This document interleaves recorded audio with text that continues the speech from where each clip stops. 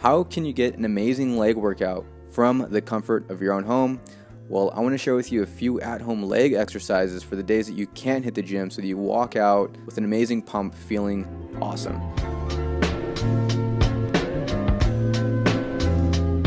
Alright, so let's get into the basic bodyweight squat, and then we'll talk about the few variations of that squat. So when performing a bodyweight squat, it's important to still maintain form even though you don't have any of the weight loaded on your back. So let me briefly remind you how you can properly squat. Start with your feet slightly wider than shoulder width apart. So people find it more comfortable to point their toes out. Personally, I like to keep my toes pointed forward, but find what best suits you, okay? So keep your abs tight. Of course, you're going to want to drop your hips and then bend at the knees. So make sure that your knees don't actually pass your toes. Keep your heels flat on the ground, and then keep your back as neutral as possible during the movement, and of course return to the starting position. Alright, so let's talk about the squat hold. In order to make the squat a lot more challenging, you can hold that squat hold on the bottom portion. So use the same techniques as discussed for the squat to get in position, and then hold the squat at the lowered position. Since you'll be holding the squat for an extended period of time, there will be few tips that you want to keep in mind. So you want to keep your arms right in front of you. You don't want to really rest your arms or hands down on your knees. So also make sure that your legs are at a 90-degree angle or slightly below. So we want to be parallel.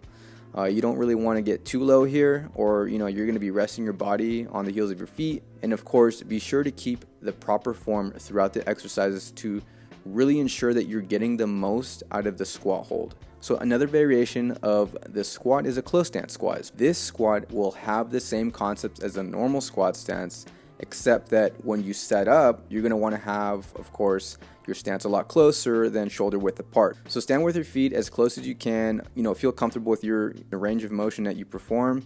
And as you squat down, you're going to do the same thing as you would with a normal squat, but you're going to really try to balance out here. And if you're not flexible, you're going to have to work on that ankle flexibility.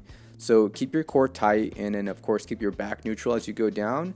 Just go a little bit just below, or even just being at parallel to the ground, so you get that time under tension.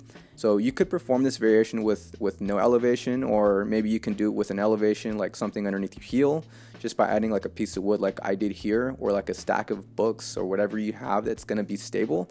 But other than that, just use something that you find best that works for you, with pretty much the same height that's obviously not crazy elevated, but something that's going to be able to withstand your weight. That's an important key here. You want any accidents at home. Alright, so as you can tell, if you try this right now, this variation is going to require a lot more balance, and it's a great progression into our next squat, which is the pistol squat. This one is challenging. It's probably one of the hardest ones that I have here. For this exercise, you're going to want to stand with your feet closer than shoulder width apart, and of course extend your arms out in front of you to balance. Lift one of your legs up off the ground and then extend it out in front of you while keeping your balance. That's the key part here. You're going to really want to brace your core too to keep your balance. So after you do this, squat down, keeping the leg out in front of you and extend it as straight as possible. Go all the way down, come back up, rotate, elevating each leg. So check this out. If you're unable to perform this pistol squat, you can use the following progression techniques. So perform the exercise as instructed, but sit back into something when coming down from the squat.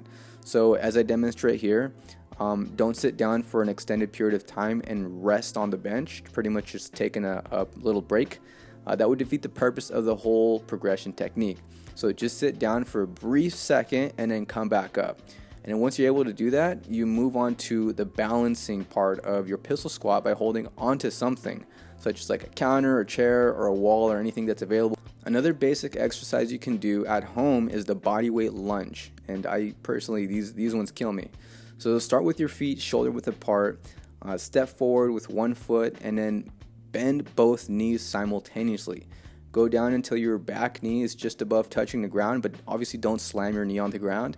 And then both of your legs should be at about 90-degree angle from the ground. So make sure that your front knee does not pass your toes. Remember that 90-degree is important, so be very mindful of that.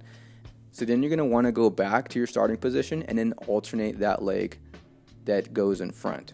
So if you want to increase the intensity of this workout, you can definitely jump into the next lunge as I demonstrate here. but keep all of the cues that I just mentioned in mind.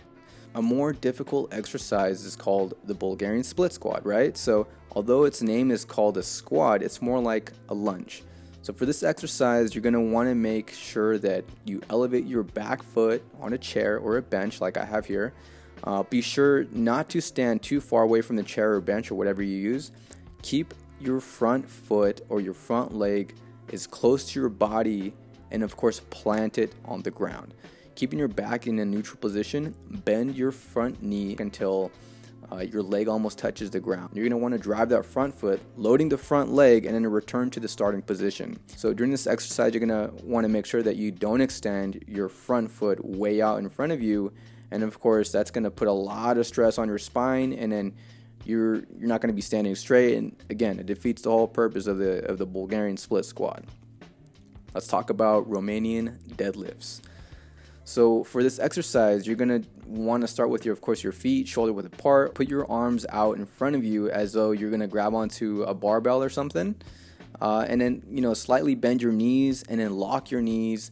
Push your glutes and hips back and then bend at the waist. Lean down as though you were lowering the bar while you're keeping your back in a neutral position. And then make sure to keep your neck aligned with your back so that it's not putting stress on your spine. Go down until you feel a good stretch in your hamstrings, and then pull your hips right back up and then stand up. So return to the starting position and contract your hamstrings and glutes. So a lot of the concepts that I explained in my deadlift video, which is in the link down below, will apply to the Romanian deadlifts. For a more difficult variation of the Romanian deadlift, you could do the single leg Romanian deadlift.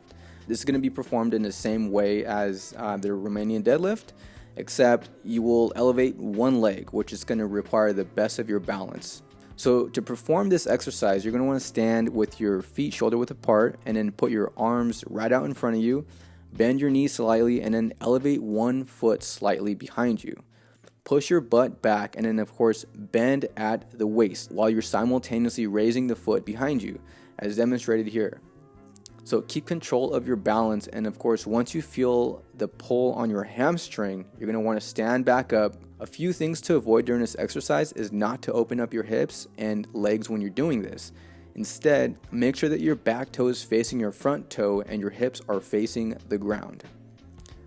Next, let's talk about the glute bridges, which are going to obviously target your glutes. First, you're going to want to lie down on the floor facing upward, and then you want to put your arms at your side at approximately 45-degree angle, just like I have here.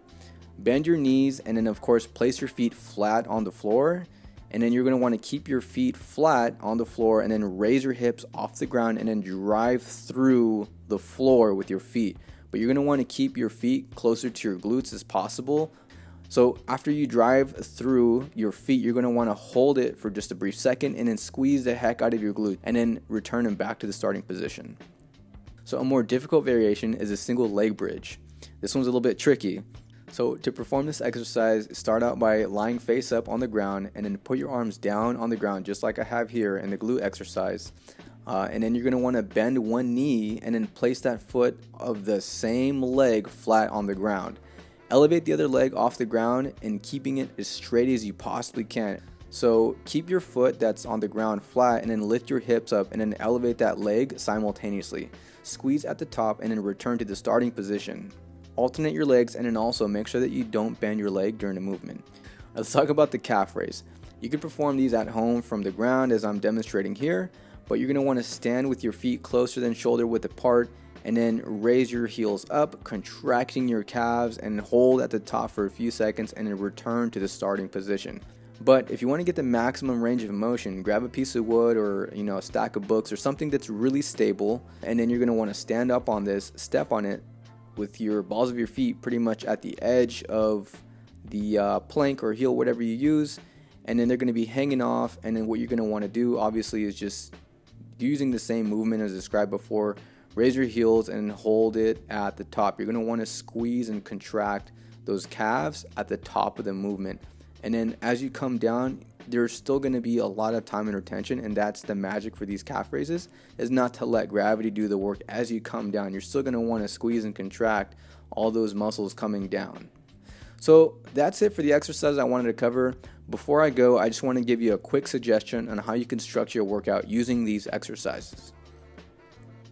Alright, so first thing we have is the warm-up, 3 minutes of jogging in place, 2 minutes of high knees, and then here comes the circuit.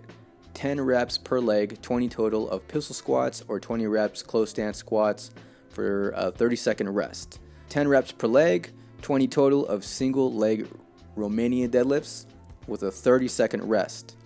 20 reps of air squats, holding the last squat for 1 minute, 30-second rest.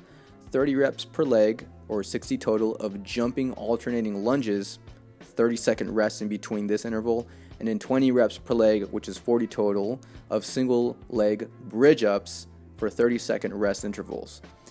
And then you're going to want to do the 15 reps per leg or 30 reps total of the Bulgarian split squat with a 1.5 minute rest. And of course, the 10 reps calf raises you're going to want to do for like 2 or 3 sets. I hope you like this video, and don't forget to subscribe and then smash that like button. And let me know in the comments down below what you want to see more in the videos just like this. Make sure to check out my other videos on the channel that I'll have in the description down below. I'll see you later.